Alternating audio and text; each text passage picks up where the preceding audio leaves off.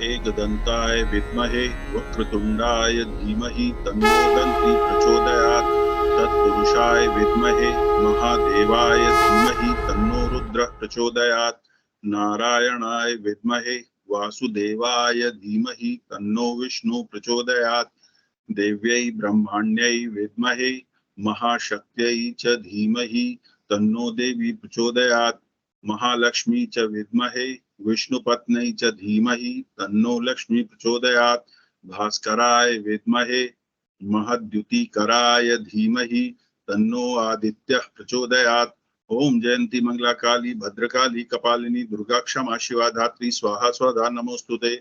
ओम शरणागत दीनाथ परित्राण परायणे सर्वस्यार्ति हरे देवी नारायणी नमोस्तुते। वसुदेव सुतं देवं कंसचाणूरमर्दनं देवकी परमानंदं कृष्णं वंदे जगद्गुरुं।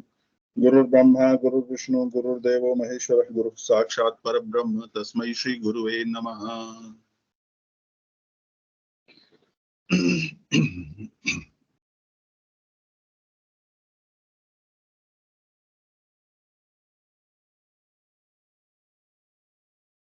हम श्री रामचरितमानस के बाल कांड का अध्ययन कर रहे हैं और कल हम उस प्रसंग पे पहुंचे थे जहां पर श्री राम जी ने शिव जी के धनुष को तोड़ दिया था और उसके पश्चात अब जो स्वयंवर का कार्यक्रम था वह आरंभ होना था।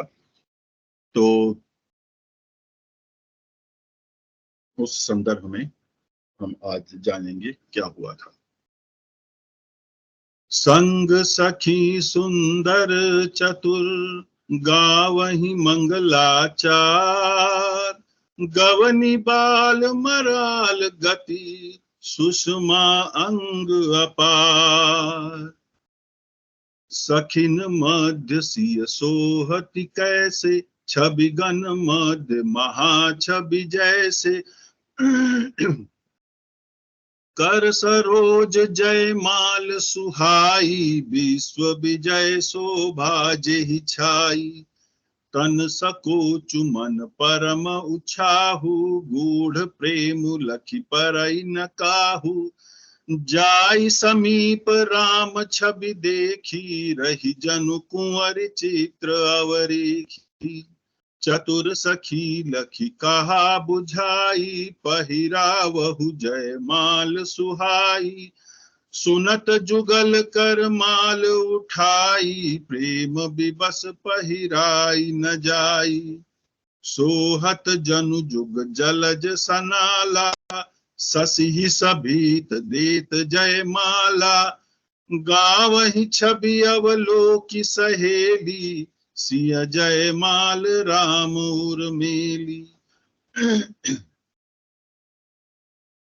साथ में सुंदर चतुर सखियां मंगलाचार के गीत गा रही हैं और सीता जी बाल हंसनी की चाल से चली।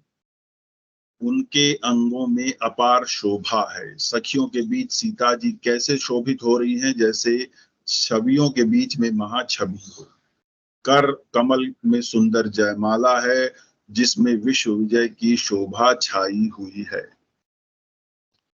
स्वाभाविक है कि जब मन वांछित वस्तु मिल जाए तो व्यक्ति को विश्व विजय का ही अनुभव होता है। और यहाँ पे तो उन्होंने गिरिजा जी की पूजा की थी, उनसे प्रार्थना की थी कि उन्हें श्री राम जी पति रूप में मिले और वह उनकी इच्छा पूर्ण हुई। लेकिन प्रार्थना करने और शिव जी का धनुष तोड़े जाने के बीच में जिस ऊहापोह के मध्य से वह गई थी, जिस अनिश्चितता से वो गई थी, उनका मन कभी विश्वास और अविश्वास के बीच में डोल रहा था। उसके पश्चात जब मनचाही घटना हो जाए तो कोई भी व्यक्ति ऐसे ही अनुभव करता है। सीता जी के शरीर में संकोच है पर मन में परम उत्साह है। तन सकोच मन परम उत्साहु। उनका यह गुप्त प्रेम किसी को जान नहीं पड़ रहा है। समीप जाकर श्री राम जी की शोभा देखकर राजकुमारी सीता जी चित्र में लिखी सी रह गई। चित्र में लिखी सी रह गई अर्थात स्वयं को व्यक्त नहीं कर। जो शब्द होते हैं वो स्वयं को स्वयं में कोई चित्र दे, यह पढ़ने वाले के ऊपर है, स्वयं में वो कुछ नहीं, ऐसा आभास होता है। चतुर सखी ने यह दशा देखकर समझा कर कहा, सुहावनी जयमाला पहनाओ, पहिरावहु जयमाल सुहाई। यह सुनकर सीता जी ने दोनों हाथों से माला उठाई, और पर प्रेम के विवश होने से पहनाई नहीं जाती।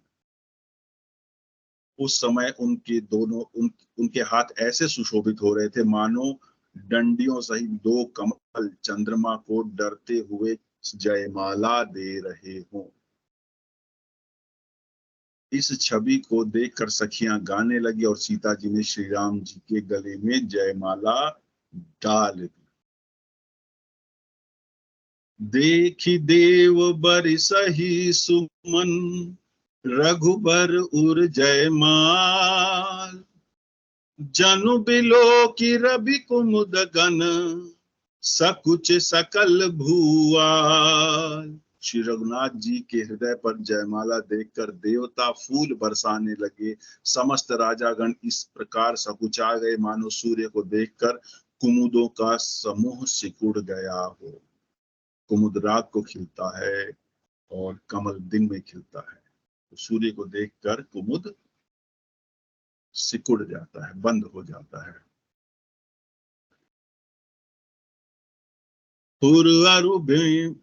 पुरअरु व्योम बाजने बाजे, खल भय मलिन साधु सब साजे। सुर किन्नर नर नाग मुनि सा, जय जय जय कहि देहि असीसा।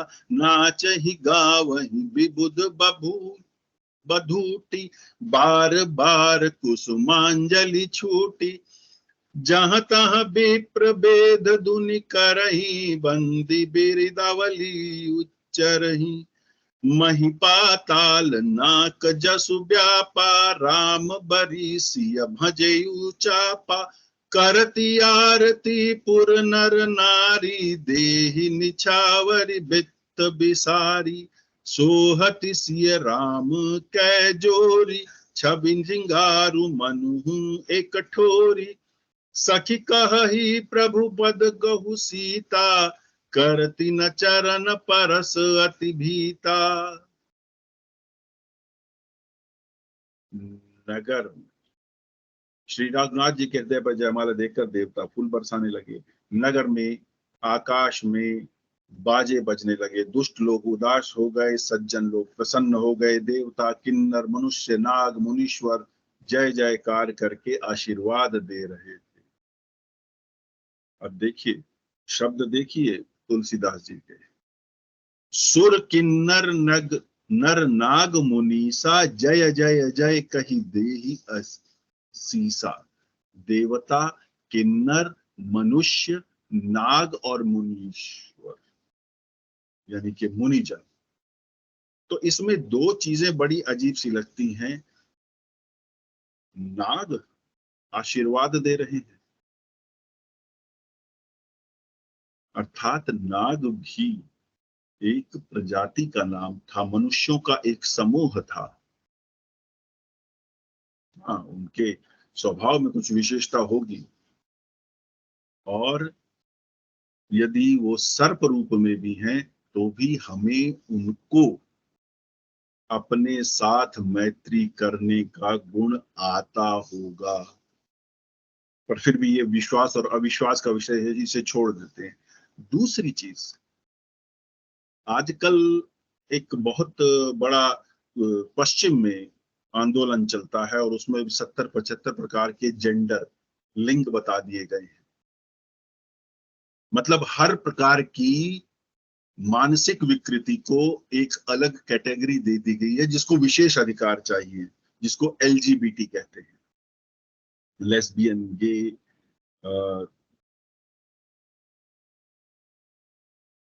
बाइसेक्सुअल और ट्रांसजेंडर, ऐसा कुछ उसकी परिभाषा है, उसका पूर्ण वो है।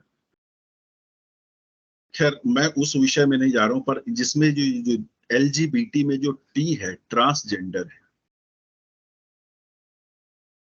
किन्नर, ट्रांसजेंडर, ये भगवान को आशीर्वाद दे रहे हैं। पढ़ने और पढ़ने में यही अंतर होता है।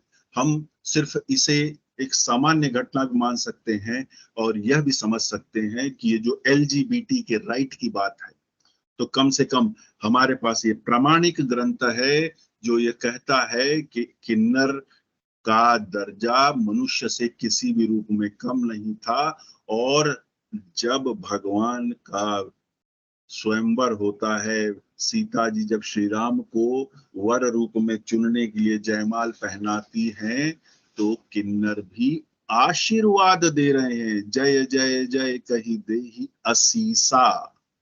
आशीष दे रहे हैं, आशीर्वाद दे रहे हैं। तो हमारा जो मानस है, हमारी जो मन की जो वृत्तियों को समझने का विज्ञान है, सो सनातन का है, वह आज के इस प्रयोग के युग से कहीं अधिक उन्नत रहा है। हम सबके अधिकार का सम्मान करते रहे हैं और यह हमें आज पढ़ाया जाता है तो हमें लगता है कुछ विशेष कर रहे हैं हम। और अपने ग्रंथ में जो लिखा है उस पर हमारा ध्यान जाता नहीं है, यह विडंबना है। देवताओं की स्त्रियां नाचती गाती हैं, बार बार हाथों से पुष्पों की अंजलियां कूट रही हैं, जहां तहां ब्राह्मण वेद ध्वनि कर रहे हैं और भाट लोग कुल कीर्ति गा रहे हैं। पृथ्वी, पाताल और स्वर्ग तीनों लोकों में यश फैल गया है। श्री रामचंद्र जी ने धनुष तोड़ दिया और सीता जी का वर्ण कर लिया, ऐसा तीनों लोकों में समाचार चला गया। नगर के नर नारी आरती कर रहे हैं और पूंजी को भुलाकर सामर्थ्य से अधिक निछावर कर रहे हैं। देहि निछावर ही वित्त बिसारी, देहि निछावरी, निछावर कर रहे हैं वित्त बिसारी, अपने वित्त को भूलकर, अर्थात अपने जो आर्थिक सामर्थ्य है उससे भी अधिक वो कर रहे हैं। इतनी प्रसन्नता है। और ऐसा होता है कि जब हम अत्यंत प्रसन्न होते हैं तो महंगी से महंगी चीज जो हम अपने लिए भी नहीं प्रयोग में लाते हैं, वह दूसरे को दे देते हैं।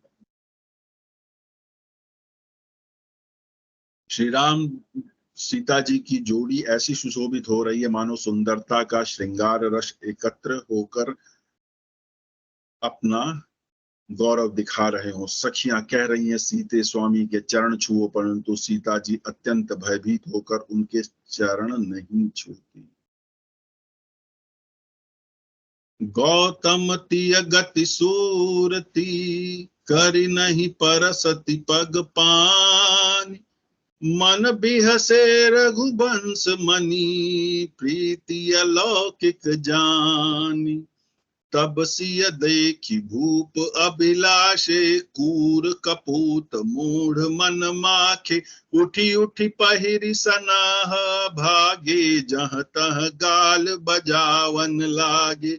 लेहु छड़ाई सिय कह को, धरि बांधहु नृप बालक दो, तोरे धनुष चाड़ नहीं सरई, जीवत हम ही कुंवरी को बरई। जो भी दुयहु कछु करे सहाय, जीतहु समर सहित दो भाई। साधु भूप बोले सुनि बानी, राज समाज ही लाज लजानी। गौतम जी की स्त्री अहिल्या की गति का स्मरण करके सीता जी श्री राम जी के चरणों को हाथों से स्पर्श नहीं कर रही, क्योंकि अहिल्या जी ने जब श्री राम जी के चरणों को स्पर्श किया तो वो मुक्त हो गई। तो सीता जी को लगा कहीं उनके वो भी श्री राम जी के चरणों को स्पर्श करें और कहीं उनको मुक्ति मिल जाए, लेकिन वो तो श्री राम जी के साथ रहना चाहती। सीता जी की अलौकिक प्रीति जानकर रघुकुलमणि श्री रामचंद्र जी मन में हंसे। उस समय सीता जी को देखकर कुछ राजा लोग ललचा उठे। वे दुष्ट कपूत और मूढ़ राजा मन में बहुत तमतमाए। वे अभागे उठ उठकर कवच पहनकर जहां तहां गाल बजाने लगे। कोई कहते हैं सीता को छीन लो और दोनों राजकुमारों को पकड़कर बांध लो, धनुष तोड़ने से ही चाह नहीं पूरी होगी। हमारे जीते जी राजकुमारी को कौन ब्याह सकता है। मतलब अभी भी दुष्टों की दुष्टता समाप्त नहीं हुई। यदि जनक कुछ सहायता करें तो युद्ध में दोनों भाइयों सहित उसे भी जीत लो। अर्थात यदि जनक मतलब उन कुबुद्धि राजाओं का यह मंशा थी कि वे दोनों राजकुमार अर्थात राम जी और लक्ष्मण जी को बांध ले, और अगर राजा जनक राम और लक्ष्मण जी की सहायता करे तो उन्हें भी पकड़ लो, उन्हें भी बंदी बना लो। यह वचन सुनकर साधु राजा बोले, इस निर्लज्ज राज समाज को देखकर तो लाज भी लजा गई, लाज भी लजा गई, अर्थात शर्म को भी शर्म आ गई। बलु प्रताप वीरता बढ़ाई, नाक पिना कही संग सिधाई, सोई सूरता की अब कहूँ पाई, हसी बुद्धि तो विधि मुँह मसिलाई। देखहु राम ही नयन भरी, तज ईर्षा मधु को, लखन रोषु पावकु प्रबल, जानि सलभ जनि हो। बैन तेय बलि जिमि कह का, बैन तेय बलि जिमि चह कागु, जिमि ससु चहे नाग अरि भागु, जिमि चह कुशल अकारण को ही, सब संपदा चहे शिव द्रोही। लोभी लोलुप कल कीर्ति चहई, अकलंकता की काम ही लही, हरिपद विमुख परम गति चाहा, तस तुम्हार लाल चुनर नाहा। कोलाहल सुनि सिय सकानी, सखी लवाई गई जहाँ रानी, राम सुभाय चले गुरु पाही, सिय सनेहु बरनत मन माही। अरे तुम्हारा प्रताप, बल, वीरता, बड़ाई और प्रतिष्ठा तो धनुष के साथ चली गई, वही वीरता थी कि अब कहीं से मिली है, ऐसी दुष्ट बुद्धि है, तभी तो विधाता ने तुम्हारे मुखों पर काली पोत दी है। ये जो सभ्य राजाओं का समूह था वो उन दुष्ट राजाओं को कह रहा है। ईर्ष्या, घमंड और क्रोध छोड़कर नेत्र भरकर श्री राम जी की छवि को देख लो। लक्ष्मण के क्रोध के प्रबल अग्नि जानकर उसमें पतंगे मत बनो। जैसे गरुड़ का भाग कौवा चाहे, सिंह का भाग खरगोश चाहे, बिना कारण ही क्रोध करने वाला अपनी कुशल चाहे, शिव जी के विरोध करने वाला सब प्रकार की संपत्ति चाहे। ये रूपक दिए हैं। गरुड़ का भाग कौवा चाहे, सिंह का भाग खरगोश चाहे, अर्थात उसकी योग्यता नहीं होती लेकिन चाहता वो बहुत कुछ है।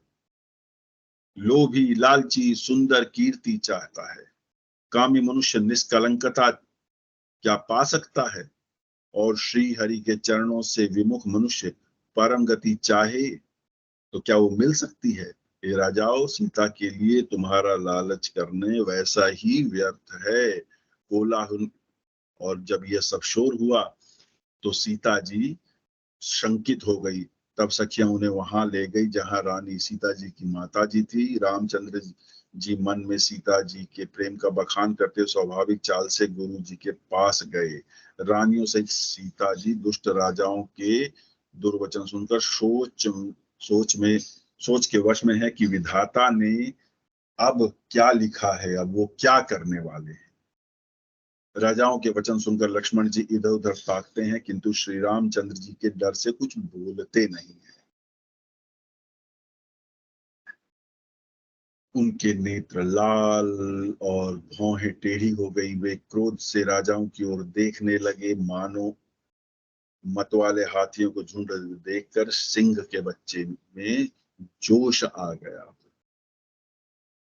रानिन सहित सोच बस सिया, अब दो विद ही काल करनिया, भूप बचन सुनि इत उत तकही, लखनु राम डर बोली न सकही, अरुण नयन भ्रिकुटी कुटिल, चितवन नृपन सको, मनहु मत गजानन निरखी, सिंह किशोर ही चो।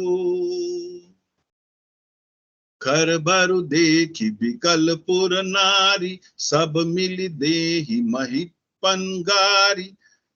तेहि अवसर सुनि शिव धनु भंगा, आयउ भृगुकुल कमल पतंगा। देखी महीप सकल सकुचाने, बाज झपट जनु लवा लुकाने। गौरी शरीर भूति भल भ्राजा, भाल विशाल त्रिपुंड विराजा। शीस जटा शशि बदनु सुहावा, रिस बस कछुक अरुण होइयावा। भ्रिकुटी कुटिल नयन रिस राते, सहजहु चितवत मनहु रिसाते। वृषभ कंध उर बाहु विशाला, चारु जनेऊ माल मृग छाला। कटि मुनि बसन तुंदुई बांधे, धनुसर कर कुठारु कल बांधे। धनुसर कर कुठारु कल कांधे। खलबली देखकर जनकपुर की स्त्रियां व्याकुल हो गई और सब मिलकर राजाओं को गालियां देने लगी, उन राजाओं को जो कुबुद्धि थे, दुष्ट थे। उस मौके पर शिव जी के धनुष का टूटना, भृगु रूपी कमल के सूर्य टूटना सुनकर भृगु रूपी कमल के सूर्य परशुराम जी आए। इन्हें देखकर सब राजा सकुचा गए, मानो बाज के झपटने पर बटेर छुप गए हों। बाज झपट जनु लवा लुकाने। गोरे शरीर पर विभूति भस्म बड़ी फब रही है। अब ये परशुराम जी हैं, भृगु रूपी कमल के सूर्य परशुराम जी। परशुराम जी का जो व्यक्तित्व है, उनके शारीरिक संरचना जो है, उनका जो तेज है, उसका वर्णन कर रहे हैं कि गोरे शरीर पर विभूति भस्म बड़ी फब रही है, अर्थात बहुत सुंदर लग रही है। विशाल ललाट पर त्रिपुंड विशेष शोभा दे रहा है। सिर पर जटा है, मुख चंद्र क्रोध के कारण कुछ लाल हो गया है। जब रंग गोरा हो और तो क्रोध में लाल हो ही जाएगा चेहरा। भौहें टेढ़ी और आंखें क्रोध से लाल हैं। सहज ही देखते हैं तो ऐसा जान पड़ता है मानो क्रोध कर रहे हैं। ये उनकी तेजस्विता है। बैल के समान ऊंचे व पुष्ट कंधे हैं, छाती और भुजाएं विशाल हैं। सुंदर यज्ञोपवीत धारण किए हैं, माला पहने और मृग चर्म लिए हैं। कमर में मुनियों का वल्कल वस्त्र है और दो तरकश बांधे हैं। दो तरकश बांधे हैं परशुराम जी, दो तरकश। तुणीर जिसको कहते हैं, जिसके अंदर बाण रखे जाते हैं। हाथ में धनुष बाण, सुंदर कंधे पर फरसा लिए हैं। धनुष बाण है, फरसा है, दो तुणीर है, गोरा रंग है, चेहरे पे लालिमा छाई हुई है क्रोध से, आंखें क्रोध से लाल हैं। शांत बेसुकरनी कठिन, बरनि न जाई स्वरूप। धरि मुनि तनु जनु वीर रसु, आयु जहाँ सब भू। शांत वेश है परंतु करनी बहुत कठोर है, स्वरूप का वर्णन नहीं किया जा सकता। मानो वीर रस ही मुनि का शरीर धारण करके आ गया है जहां राजा लोग आए हुए हैं। वीर रस मुनि का शरीर। धरि मुनि तनु जनु वीर रसु, आयहु जहां सब भूप। जहां सारे राजा हैं वहां वीर रस मुनि का भेष धारण करके आ गया है। ऐसी उपमा गोस्वामी जी दे रहे हैं परशुराम जी के लिए। देखत भृगुपति बेसु कराला, उठे सकल भय बिकल भुआला। पितु समेत कही कही निज नामा, लगे करन सब दंड प्रणामा। जेहि सुभाय चित वही तु जानी, सो जानई जनु आई खुटानी। जनक बहोरी आई सिरुनावा, सिय बुलाई प्रणाम करावा। परशुराम जी का भयानक वेश देख कर सब राजा भय से व्याकुल उठे और अपने पिता सहित अपना नाम कह कहकर दंडवत प्रणाम करने लगे। अब एक ऋषि क्रोध में बाण लेकर आ रहा है, दो दो तुणीर में, धनुष है, एक हाथ में फरसा है, तो आंखें तमतमाई हुई हैं, क्रोध से लाल हैं, तो उन्हें तो क्रोध आएगा ही।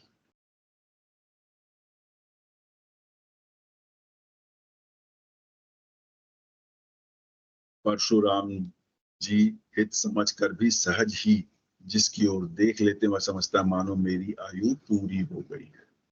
फिर जनक जी ने सिर नवाया और सीता को बुलाकर प्रणाम करवाया। आशीष दीन सखी हरसानी, निज समाज लय गई सयानी, बेस्वामित्र मिले पुनियाई, पद सरोज मेले दो भाई। परशुराम जी ने सीता जी को आशीर्वाद दिया, सखियां हर्षित हुई और वहां अब अधिक देर ठहरना ठीक न समझकर वे सयानी सखियां उनको अपनी मंडली में ले गई। फिर विश्वामित्र जी आकर मिले और उन्होंने दोनों भाइयों को उनके चरण कमलों पर गिराया, अर्थात परशुराम जी के चरणों में प्रणाम करवाया साष्टांग। किसने? विश्वामित्र जी ने।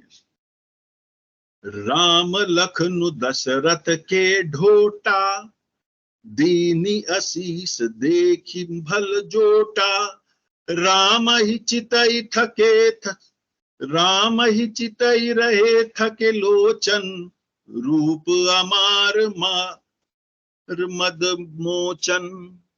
ये राम और लक्ष्मण राजा दशरथ के पुत्र हैं। इनकी सुंदर जोड़ी देखकर परशुराम जी ने आशीर्वाद दिया। कामदेव के भी मत को छुड़ाने वाले श्री राम जी के अपार रूप को देखकर उनके नेत्र स्तंभित हो गए।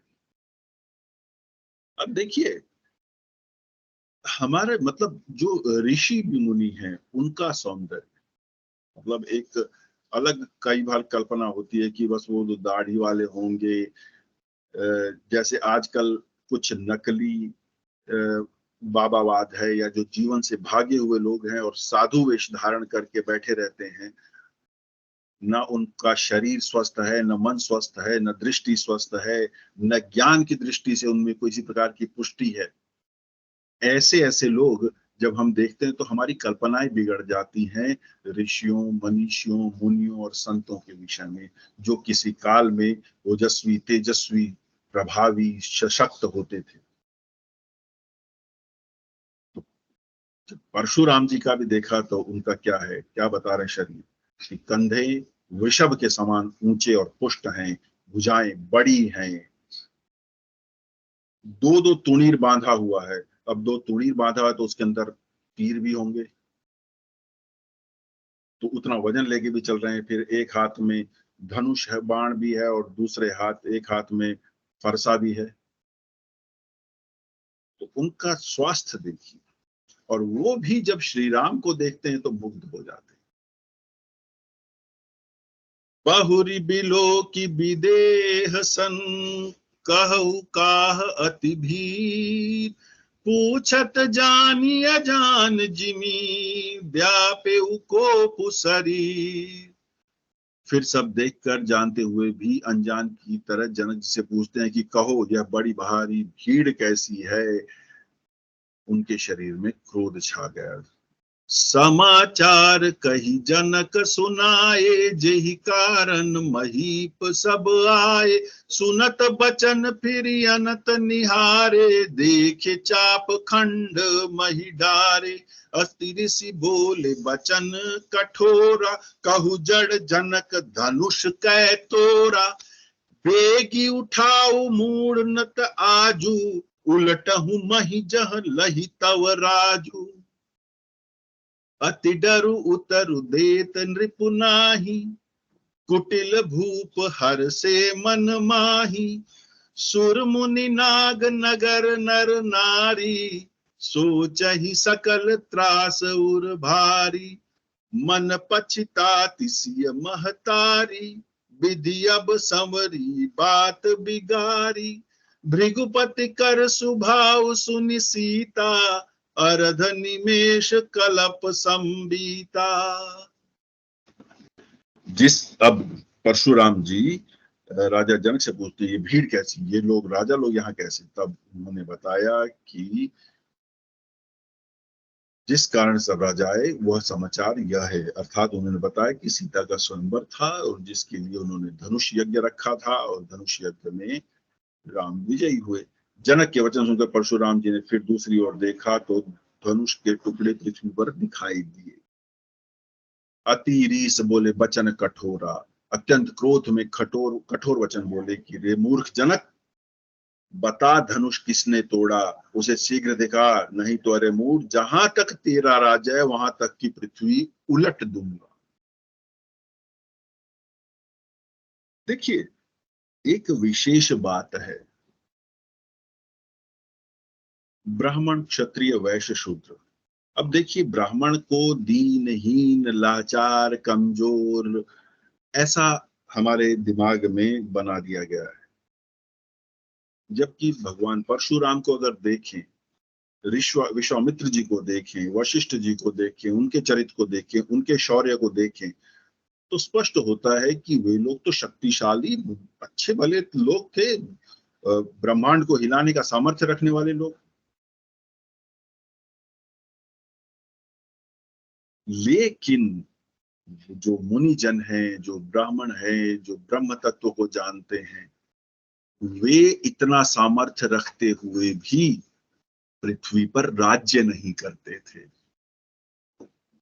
राज्य वह उन्होंने क्षत्रियों को दिया था। तो इस प्रकार हम यह समझ सकते हैं या यह मान सकते हैं कि पृथ्वी या ब्रह्मांड का जो स्वामी है वह ब्राह्मण है। ब्राह्मण ब्रह्म से है, उसने ब्रह्म को जान लिया, वह ब्राह्मण हो गया। अब यहाँ पे किस जाति में जन्म ले रहा है जो आज का संदर्भ है वो नहीं अप्लाई होता।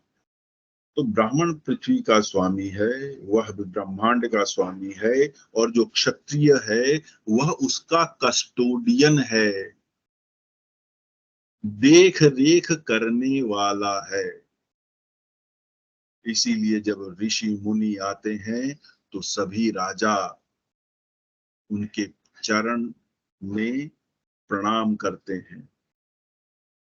और ऐसा यहाँ पे भी हो रहा है कि जब विश्वामित्र जी आए हैं और उन्होंने कहा, जब परशुराम जी आए तो विश्वामित्र जी ने दोनों भाइयों को उनको चरण स्पर्श करने को कहा। तो जो क्षत्रिय है वह भी ब्राह्मण के आगे इसलिए झुकता है क्योंकि वह स्वामी है, और ब्राह्मण इसलिए राज नहीं करता क्योंकि उसने ब्रह्म तत्व को जान लिया, उसे मालूम है कि यह क्षणभंगुर चीजें हैं। इसलिए वो केवल गाइडेंस का, गाइड का, फिलोसफर का, फ्रेंड का जो रोल होता है वह करता है।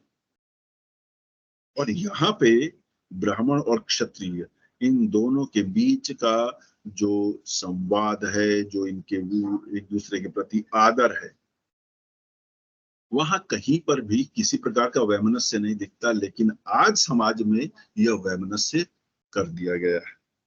मुझे याद आता है लगभग 20-25 वर्ष पहले की बात है। यहाँ पे बहुत पुरानी कुरुक्षेत्र शहर के अंदर अंदर एक बहुत प्रसिद्ध घड़ी की दुकान होती थी, शर्मा वॉच कंपनी करके था। और वहां पे मैं अपनी एक घड़ी ठीक कराने के लिए गया था। तो एक व्यक्ति आया और उसने बोला कि जी, तो हम वो जी परशुराम जयंती मना रहे हैं जी, और सिर्फ अपने समाज से ले रहे हैं जी, जो कुछ भी लेना है आपने जो देना है बता दो। मतलब ये उसका कहना था, मुझे स्पष्ट रूप से याद है। उस समय मैं शायद 11वीं 12वीं या BSc ऐसे कुछ रहा हूँगा, तब की बात है। तो उस समय में आरंभ हुआ था, एक एक गुरु जी से संपर्क हुआ था, तो उनकी जो दृष्टि दी गई थी, तो मेरे मन में एक तुरंत एक प्रतिक्रिया हुई कि यह अपने ही समाज से मांगने का अर्थ क्या। हालांकि उस समय उतनी परिपक्वता नहीं थी बुद्धि में, और परिपक्वता तो आज भी नहीं है, ये तो निरंतर प्रक्रिया है, किस दिन परिपक्व होंगे मालूम नहीं। लेकिन हाँ, ये है कि पहले से अधिक चीजों को समझने का अवसर मिला है। समय के साथ चीजें अलग अलग रूप में समझ में आई हैं। तो उस समय जब उसने ये कहा जी कि हम तो सिर्फ अपने समाज से ही पैसे इकट्ठे कर रहे हैं, परशुराम जयंती मनानी है, तो मेरे मन में आया, मैं कुछ बोला तो नहीं, बोल नहीं सकता था, पर मन में आया कि परशुराम जी क्या इनके हैं? और अगर यह समाज ही यह सोचेगा कि हम तो सिर्फ समाज से पैसे ले रहे हैं, तो हम क्षत्रियों का क्या? मतलब मैं जन्मना राजपूत कहलाता हूं, तो इसलिए मैं कह रहा हूं कि मतलब क्या हमारा कुछ लेना देना नहीं है परशुराम जी से? ऐसा क्यों है कि यूं लग रहा है, कि यूं कहा जा रहा है कि भाई परशुराम जी जयंती है तो हम केवल समाज से, उनका कहना था कि जो भी पंडित या ब्राह्मण समाज है सब उसी से पैसा लेंगे, उसी से कंट्रीब्यूशन लेंगे। कहने का मतलब ये है उस उत्सव को मना नहीं करेंगे। ये पीड़ादायक है, क्योंकि उन लोगों का तो आपस में संबंध में कहीं कोई दिक्कत नहीं है, यहाँ पे क्यों है? पर चलिए, संदर्भ आया तो मन से ये निकली बात। तो आगे राजा को अत्यंत डर लग रहा है, जब वो कहा कि जहां तक तेरा राज्य है वहां तक की धरती में पलट दूंगा, मुझे बताओ कि धनुष किसने तोड़ा है। राजा को डर लगा, जिसके कारण वो उत्तर नहीं दे रहे थे। यह देखकर कुटिल राजा मन में प्रसन्न हुए। देवता मुनि नाग और नगर के स्त्री पुरुष सभी सोच करने लगे, सबके हृदय में बड़ा भय हुआ। स्वाभाविक है, जो राम जी के विरोधी थे उनको खुशी हो रही थी, उन्हें मालूम था कि अब परशुराम जी क्रोधित हो गए हैं तो अब ये विवाह तो नहीं होने देंगे, कुछ ना कुछ तो बीच में व्यवधान होने वाला है। वो खुश हो रहे थे। सीता जी की माता मन में पछता रहे हैं कि हाय विधाता, अब बनी बनाई बात बिगड़ने वाली है। परशुराम जी का स्वभाव सुनकर सीता जी को आधा क्षण भी कल्प के समान बीतने लगा। अब उन्हें लगा कि विवाह तो हुआ नहीं है, अभी तो सिर्फ स्वयंवर हुआ है, स्वयंवर के लिए आगे ही बढ़े थे, तब सब कुछ यह हो गया। सभय बिलो के लोक सब, जानी जान की भीर, हृदय न हर सुबिसाद कछु, बोले श्री रघुबीर। तब श्री रामचंद्र ने सब लोगों को भयभीत देखकर और सीता जी को डरी हुई जानकर बोला, उनके हृदय में न हर्ष था न विषाद। अब जैसे ही देखिए, न हर्ष था न विषाद, जब विश्वामित्र जी के आदेश पर शिव जी के धनुष को उठाने जब चले थे, तब भी यही शब्द बोले हैं कविवर ने कि उनके हृदय में न हर्ष था न विषाद था। और अब जब स्वयंवर की जो शर्त है, उसकी जो प्रतियोगिता है, उसको श्री राम जी जीत चुके हैं, तब भी उनको कोई हर्ष और विषाद नहीं है। अब जब परशुराम जी आ गए हैं, वो क्रोधित हैं, तब भी कोई हर्ष और विषाद नहीं है। यह है स्थिति प्रज्ञ मनुष्य। कोई भी व्यक्ति अगर ये कहता है कि मुझे दुख सुख इत्यादि से कोई फर्क नहीं पड़ता, मेरा स्वभाव स्थिर रहता है, ऐसा कठिन है। पर यदि ऐसा है तो उस स्थिति को स्थिति प्रज्ञ होना कहते हैं। श्री राम जी स्थिति प्रज्ञ मूर्त रूप में थे। आज यहीं विश्राम करते हैं और महादेव की कृपा से कल आगे का अध्ययन करेंगे, जिसमें श्री राम जी और भगवान परशुराम जी के बीच में जो संवाद होता है और उनका क्रोध शांत होता है, वह जानने का प्रयास करेंगे। आज मेरे पठन पाठन उच्चारण और व्याख्या में जो भी त्रुटि रह गई वो मेरी है, महादेव उसके लिए मुझे क्षमा करें। और जो कुछ भी वेद सम्मत, शास्त्र सम्मत, संस्कृति सम्मत, राम सम्मत, शिव सम्मत, तुलसी सम्मत रहा है, वह उनका है, उनका उनको अर्पण। जो लोग इस समय मेरे साथ जुड़े हैं इस कथा में, इस पठन पाठन में, उनको महादेव से मेरी प्रार्थना है कि महादेव उन्हें जीवन का समस्त वैभव प्रदान करें, उनको सुख, समृद्धि और शांति दें। हर हर महादेव।